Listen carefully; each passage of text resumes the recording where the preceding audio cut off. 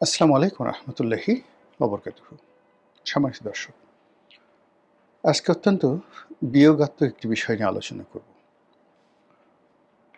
মৃত্যু নিয়ে এবং মৃত্যু পরবর্তী সহিংসতা এবং মানুষের যে রাজনৈতিক জিঘাংসা অর্থাৎ প্রতিশোধ গ্রহণের যে স্পৃহা, একই সঙ্গে রাষ্ট্রীয় বাহিনীগুলোর যে দুর্বলতা, অক্ষমতা এবং অমানবিকতা, এই বিষয়গুলো নিয়ে সংক্ষেপে আলোচনা করব। আমি সাধারণত বিভিন্ন যে আপনাদের সামনে যে কন্টেন্ট তৈরি করি সেখানে ইতিহাসের অনেক ঘটনা বর্ণনা করি।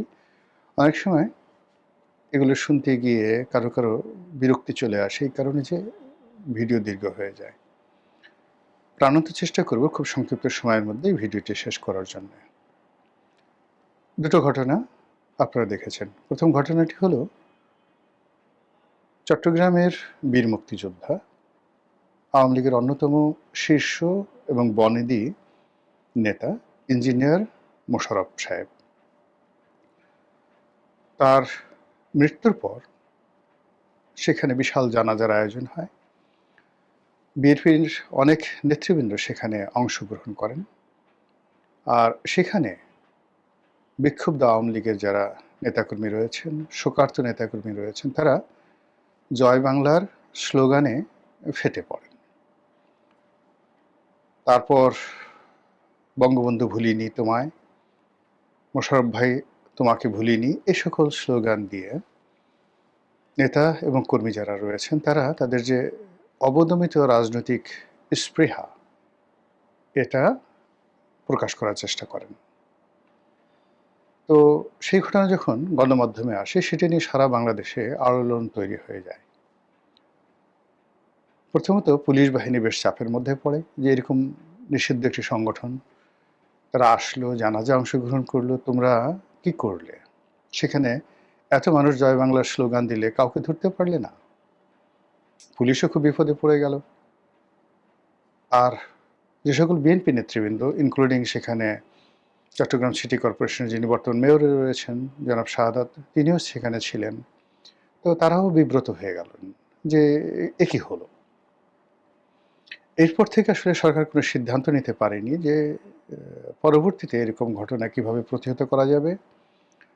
জানাজার মতো অনুষ্ঠান, দাফন কাফনের মতো অনুষ্ঠান, এগুলো কিভাবে নিয়ন্ত্রণ করা সম্ভব। অন্যদিকে পুলিশের উপর একটা মনস্তাত্ত্বিক চাপ তৈরি হয়ে গেল যে এই ধরনের ঘটনায় যদি আমরা সরকারকে নিজেদের তৎপরতা দেখাতে না পারি তাহলে তো আর দাম থাকে না।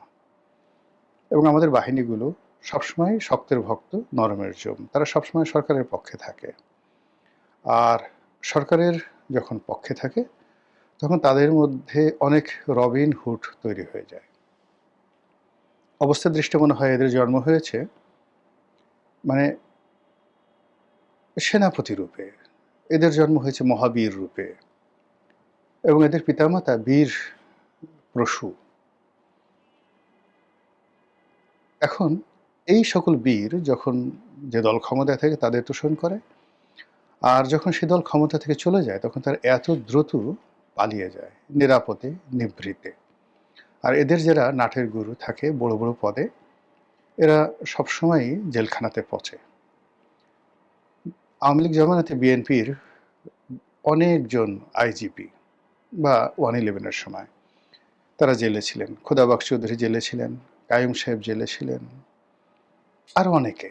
আবার এখন অনেকে জেলে আছেন আর অনেকে জেলে যাওয়ার মানে জন্য মনে মনে ভয়ে আছেন। আর অনেকে জেল অ্যাভয়েড করার জন্য পালিয়ে বেড়াচ্ছেন। এই হলো বীরত্বের নমুনা। যাই হোক, সেই বীরেরা এখনো থেমে নেই। নতুন নতুন বীরেরা নতুন জায়গা দখল করেছে। তো সেই বীরেদের যে বীরত্ব, সেই বীরত্ব আমরা দেখলাম ধানমন্ডিতে। সেখানে বর্ষিয়ান আওয়ামী লীগ নেতা, কিংবদন্তি রাজনীতিবিদ তোফায়েল আহমেদ, তার প্রথম জানাজা অনুষ্ঠিত হলো ধানমন্ডির ঐতিহ্যবাহী তাকওয়া মসজিদে। তো সেখানে জনাব সাবির হোসেন চৌধুরী তিনি গেলেন এবং তাকে দেখে নেতাকর্মীরা, আওয়ামী লীগের নেতাকর্মীরা আবেগ আপ্লুত হয়ে পড়লেন। এমনি ধানমন্ডির যে এলাকাটি, ওটি আওয়ামী লীগ অধ্যুষিত। আর তাকওয়া মসজিদের পাশেই ৩২ নম্বর বঙ্গবন্ধুর বাড়ি, লেকের পাড়ে একদম। তো ওই এলাকাকে কেন্দ্র করে মানুষের আবেগ, তারপরে দীর্ঘদিন পরে তারা একত্র হতে পেরেছে। তোফায়েল ভাইয়ের মতো একজন মানুষ ইন্তেকাল করেছেন, আর সাবের সাহেবের মতো একজন ক্লিন ইমেজের নেতা সেখানে গিয়েছেন। বিভিন্ন সময় কথা হচ্ছিল ক্লিন ইমেজের নেতাদেরকে নিয়ে একটি রিফাইন্ড আওয়ামী লীগ তৈরি করা হবে। তো সাবির ভাইকে অনেক নেতাকর্মী ধরে নিচ্ছেন যে ভবিষ্যৎ আওয়ামী লীগের সভাপতি বা সেক্রেটারি। তো সেই অর্থে তাকে দেখে নেতারা স্লোগান দেওয়া শুরু করলো। আর এই পরিস্থিতিতে যারা আইনশৃঙ্খলা রক্ষায় নিয়োজিত ছিলেন তাদের ভয় লেগে গেল যে এটা যদি চলতে থাকে, সাবের সাহেব যদি নিজের মুখ দিয়ে জয় বাংলা উচ্চারণ করে ফেলেন, নেতাকর্মীরা যদি আরেকটু অগ্রসর হয়, তাহলে ওই এলাকায় যিনি দায়িত্বরত ডিসি রয়েছেন পুলিশের, ওই থানার যিনি ওসি রয়েছেন, ওখানে যে পেট্রোল পুলিশ রয়েছে, তাদের কয়জনের চাকরি থাকে আর কয়জনের যায়, এরকম একটা আশঙ্কা। অ্যাট দ্য সেম টাইম চট্টগ্রামে যে ঘটনাটি ঘটেছে সেই ঘটনা যেন পুনর্বার না ঘটে, এজন্য ওখানে হঠাৎ করে বীর সাজার জন্য বিপ্লবী পুলিশ বাহিনীর একটা অংশ দাঁড়িয়ে গেলেন। তারা বেধড়ক লাঠিচার্জ শুরু করলেন। জনা ৫০-এর মতো সেখানে গ্রেপ্তার করা হলো। অপরাধ, নিষিদ্ধ সংগঠন, নিষিদ্ধ স্লোগান জয় বাংলা কেন দেয়া হলো? ভালো কথা, ঘটনা সেখানেই শেষ। এরপর হেলিকপ্টারে করে লাশ চলে গেল ভোলাতে, জনাব তোফায়েল আহমেদের কর্মস্থলে, জন্মস্থলে। তো সেখানে নানা রকম বিরূপ প্রতিক্রিয়া থাকবে। দীর্ঘদিন রাজনীতি করেছেন, ৭ বার ৮ বার সংসদ সদস্য হয়েছেন। বর্ণাঢ্য সেই যে ৬০-এর দশক থেকে ধরুন ৬৫ থেকে ২০২৫, ৬০ বছরের রাজনীতিতে যদি প্রতি বছর ১০ জন করে শত্রু হয়, ৬০০ শত্রু তো হয়ে যাবেই। বন্ধু যারা আছে তারা তো খুব অল্প জনই বন্ধুত্বের কথা স্মরণ করে, কিন্তু শত্রু সবসময়ই যাকে বলা হয় সচল থাকে। এরপর এত বড় নেতা, তাকে কেন্দ্র করে নানা রকম দালাল, ফড়িয়া, আত্মীয় স্বজন, এদের অত্যাচার থেকে ফলে ভোলাতে তোফায়েল বিরোধী একটা বিরাট শক্তি ছিল। আর সেই শক্তিকে দমন করার জন্য তোফায়েল সাহেবের হাতুড়ি বাহিনী ছিল, এটা স্বাভাবিক ব্যাপার।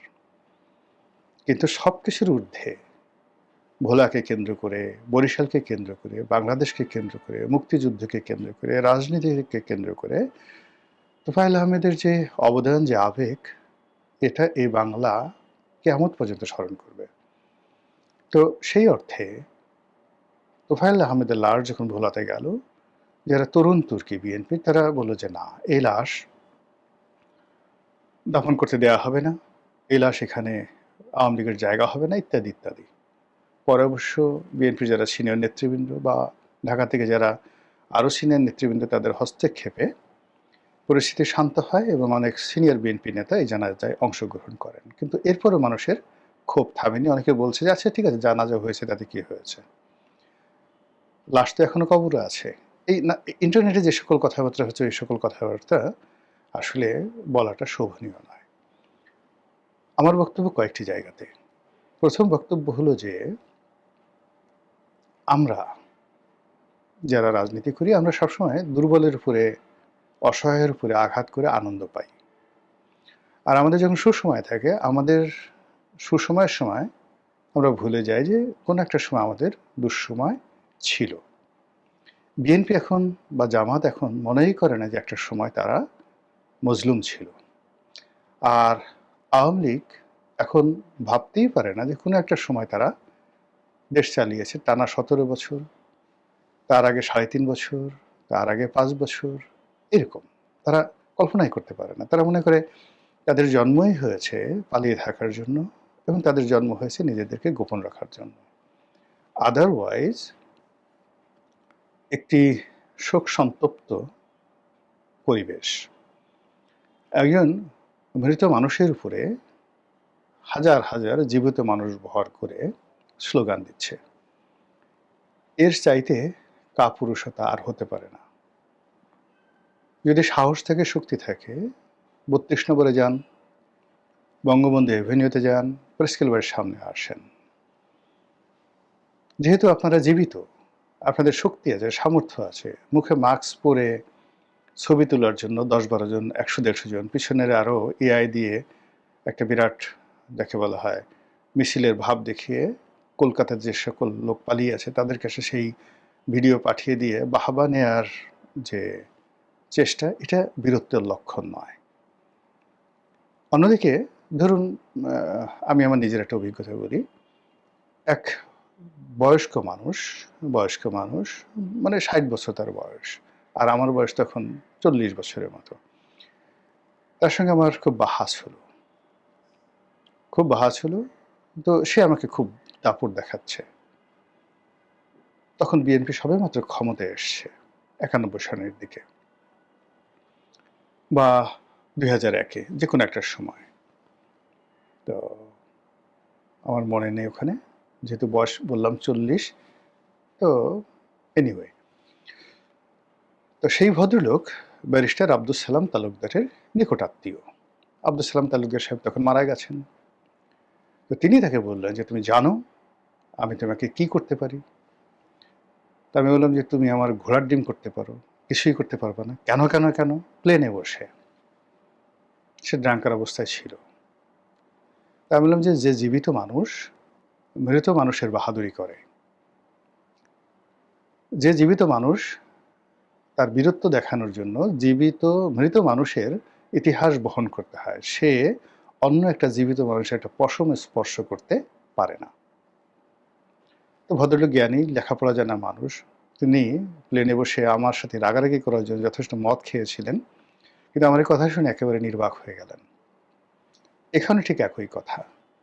ইঞ্জিনিয়ার মোশাররফ সাহেব মারা গেছেন, তোফায়েল সাহেব মারা গেছেন, তাদের লাশকে সামনে নিয়ে, লাশকে ওসিলা করে আমার ক্ষোভ জানাতে হবে, বিক্ষোভ জানাতে হবে, এটা বীরত্বের লক্ষণ নয়। এই কাজ আওয়ামী লীগের যারা লোকজন করেছেন, ভুল করেছেন, আগামীতেও এই কাজ যদি করেন আরও ভুল করবেন।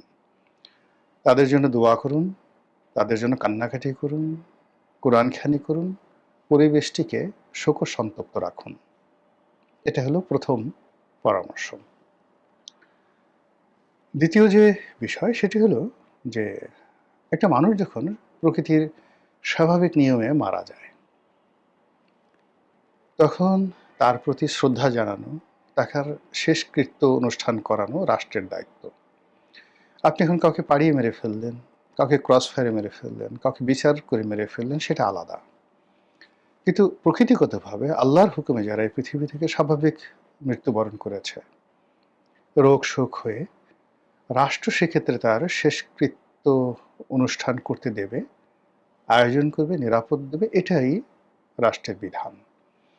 এবং এ ধরনের অনুষ্ঠানকে কেন্দ্র করে বিএনপি, জামাত বা অন্য যে সকল এখন শক্তিশালী দল রয়েছে, তারা এখানে যে সকল নেতিবাচক কর্মকাণ্ড করবে, সেই নেতিবাচক কর্মকাণ্ড সুদে আসলে প্রকৃতি তাদেরকে ফিরিয়ে দেবে। এর কারণ হল এই জিনিসটি স্বয়ং আল্লাহকে চ্যালেঞ্জ করা, স্বয়ং আজরাইলকে চ্যালেঞ্জ করা, স্বয়ং প্রকৃতিকে চ্যালেঞ্জ করা, আকাশ বাতাস গ্রহতারা নক্ষত্রকে চ্যালেঞ্জ করা, এটা শোভনীয় নয়। অতীতে যারা করেছে তারা সবাই এই দুর্ভোগ দুর্দশার মধ্যে পড়েছে। কাজে বিএনপির, জামাতের যারা নেতৃবৃন্দ, সবাইকে অনুরোধ করব যে যদি আপনাদের খুব রাগ থাকে, যেমন তোফায়েল আহমেদ অনেকদিন হাসপাতালে ছিল, এই বাংলাতে আসলে লাশ কবর থেকে তুলে নিয়ে জীবন্ত পুড়িয়ে মারা হয়েছে। এই বাংলায় মসজিদের একজন পাগল, উন্মাদ পাগল, তাকে ভারতীয় রয়ের এজেন্ট মনে করে দিনাজপুর না উত্তরবঙ্গের একটা জায়গাতে ১০ থেকে ২০ হাজার মানুষ একত্র হয়ে জ্বলন্ত চিতায় পুড়িয়ে মারা হয়েছে। ফলে কাজেই আওয়ামী লীগের অনেক নেতা রয়েছে যারা জীবিত আছেন, আপনারা তাদেরকে বাসা থেকে ধরে নিয়ে আনেন, জেলখানা থেকে আনেন, বা ওই যে অন্য যে কোনো সময় আনেন, এনে আপনাদের রাগ দেখান, ক্রোধ দেখান। রাষ্ট্র পারলে ফিরাবে, না পারলে ফিরাবে না। কিন্তু একটা মানুষ মরে গেছে প্রাকৃতিক নিয়মে, বা আপনি তাদেরকে মারেননি, পাড়িয়ে মারেননি, এখন সেই লাশ নিয়ে বাহাদুরি দেখানোর কোনো, যাকে বলা হয়, যুক্তি নেই। মরহুম সালাউদ্দিন কাদের চৌধুরীর কবরে গিয়ে যারা দাপট দেখিয়েছেন, এই বাংলার একটা মানুষ তাদেরকে সমর্থন করেনি, কেউ তাদেরকে ভালো বলেনি। এবং যারা সেই কাজ করেছে, গিয়ে দেখুন কিভাবে প্রকৃতির অভিশাপে সেই একটা কবরকে লাঞ্ছিত করার কারণে তাদের রাজনীতি গেছে, পরিবার গেছে, ব্যবসা-বাণিজ্য সবকিছু তছনছ হয়ে গেছে। এটা শোভনীয় নয়। থার্ড, পুলিশ বাহিনীকে বলব যে, "বাবা এটা ছেড়ে দেন না। একটু মৃতের অনুষ্ঠান এখানে যা কিছু হোক না কেন, কোনো মৃত্যুকে কেন্দ্র করে লাশকে সামনে নিয়ে মানুষের যে বিক্ষোভ, সেই বিক্ষোভ কোনোদিন কক্ষনো কোথাও সহিংস হয়নি। আপনারা দেখাতে পারবেন না। আপনার স্বাভাবিকভাবে একজন লোক মারা গেছে শোকবহ পরিবেশে, সেই লাশ সামনে এনে তারপরে সেই লাশ নিয়ে আপনি ধরেন যদি সবচেয়ে বড় যে মৃত্যু পুলিশের হাতে, এটা তো স্বাভাবিক মৃত্যু নয়, শহীদ মতিউর ৬৯ এর গণ অভ্যুত্থান। তো সেই শহীদ মতিউরের লাশ নিয়ে মানুষ গণ অভ্যুত্থান করেছে। মুগ্ধর মৃত্যু বা শহীদ আবু সাঈদের মৃত্যু ২৪-এর গণ অভ্যুত্থান ঘটিয়েছে। কিন্তু স্বাভাবিক কোনো মৃত্যু এবং পরিণত বয়সের কোনো মৃত্যু, সেই মৃত্যু ব্যক্তির লাশ, সেটা বঙ্গবন্ধুর হোক, এবার শেখ হাসিনার হোক, বেগম জিয়ার হোক, সেই লাশকে কেন্দ্র করে কখনো কোথাও কেউ সহিংসতা করতে পারেনি, পারবে না। ইতিহাসে এই ঘটনা ঘটেনি। কাজে এখানে পুলিশের বাহাদুরি দেখানোর কোনো কারণ নেই, রিজন নেই, আতঙ্কিত হওয়ার রিজন নেই, হীনমন্য হওয়ার কোনো রিজন নেই। এবং পুলিশ, ধানমন্ডি থানার পুলিশ যদি তারা নাকে তেল দিয়ে ঘুমাতেন, ওখানে হয়তো আর ২-৩ হাজার লোক বেশি হতো, স্লোগানে হয়তো আর ১০-১৫ মিনিট চলতেন। সাবের হোসেন চৌধুরীকে ঘিরে মানুষ আরেকটু আবেগ প্রকাশ করত, ওই পর্যন্ত। এর বেশি কোনো কিছু হতো না। কিন্তু এই যে সরকার একটা উদার রাজনৈতিক পরিবেশ তৈরি করতে চাচ্ছে, তো সেখানে কবরস্থান, মৃত লাশ, শোকের পরিবেশ, জানাজা, সেখানে পুলিশের যে বাহাদুরি, এটা পুলিশ বাহিনীর ঐতিহ্য ফিরিয়ে আনবেন। আপনি মোহাম্মদপুরে গিয়ে একটা ছিনতাই বন্ধ করতে পারছেন না। ভোর রাত্রে ২ জন মহিলা গ্রাম থেকে আসছে, এসে সিএনজি থেকে নেমে নিজের বাড়ির সামনে তারা ছিনতাইয়ের শিকার হলেন, তাদেরকে চাপাতি দেখিয়ে সবকিছু লুটপাট করে নেওয়া হলো। সেই ভিডিও দৃশ্য ঘুরে বেড়াচ্ছে, সবগুলো ডিজিটাল মিডিয়া সেটা প্রচার করছে। কিন্তু এখন পর্যন্ত আপনি কি সেই অপরাধীকে ধরতে পেরেছেন? তো সেটা ধরতে পারেননি, তাকওয়া মসজিদে গিয়ে ৫০ জন জয় বাংলা স্লোগানদারকে ধরেছেন। এই বীরত্ব